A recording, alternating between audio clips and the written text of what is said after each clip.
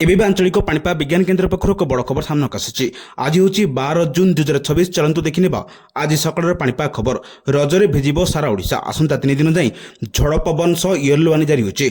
जदि पर्यंत वीडियो को लाइक करना वीडियो को लाइक करने सह चैनल को सब्सक्राइब करी कमेंट माध्यम जानते आपण मैंने क्यों जिला देखुंत जहाद्वारा बड़ी गुरुत्वपूर्ण खबर आपण पाखे सर्वप्रथम पहुंची पार। चलतु लेट नगर खबर उपर नजर पकेबा। रजरे भिजिब सारा ओडिशा। तातुरे मिलिब मुक्ति। आसूची वर्षा। आसंता 2 ରୁ 3 दिन मध्य दक्षिण पश्चिम मौसुमी वायु ओडिशा रे प्रवेश करिबो।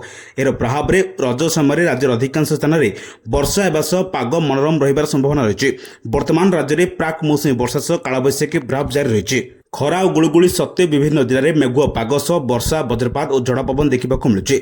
आसंता 3 दिन जाए दिन तापमात्रा रे विशेष परिवर्तन हेब नाही।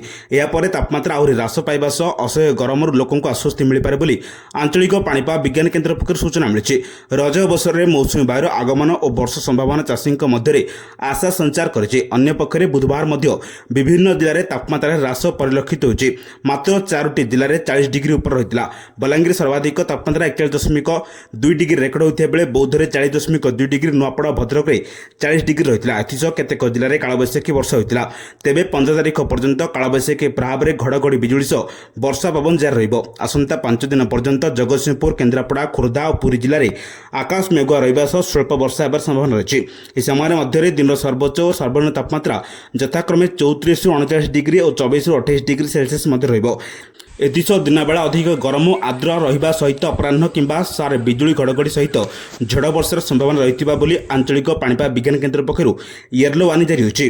पाणीपाग विभाग सूचना अनुसार वायुमंडल में स्पष्ट घूर्णिबलय और मौसुमी वायुर सक्रियता जो राज्य में वर्षार परिमाण बढ़। रजरे पहली रज, मिथुन संक्रांति और भूदाह समय राज्यर अधिकांश प्रांत में मेघुआ पाग सह मध्यम प्रबल वर्षा हेब।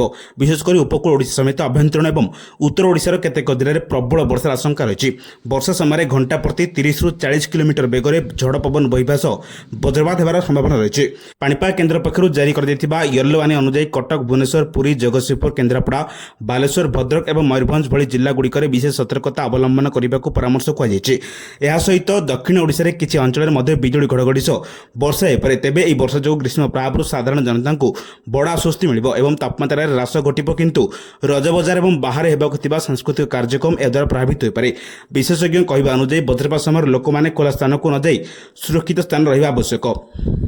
यही गुरुत्वपूर्ण खबर पाइबा आम चैनल से जोड़ी रुहतु। जदि पर्यंत वीडियो को लाइक करना वीडियो को लाइक करने सह चैनल को सब्सक्राइब करी कमेंट माध्यम जानते आपने क्यों जिला देखुंत जहाद्वारा बड़ी गुरुत्वपूर्ण खबर आपके सर्वप्रथम पहुंची पार। रिपोर्ट सावधान ओडिशा।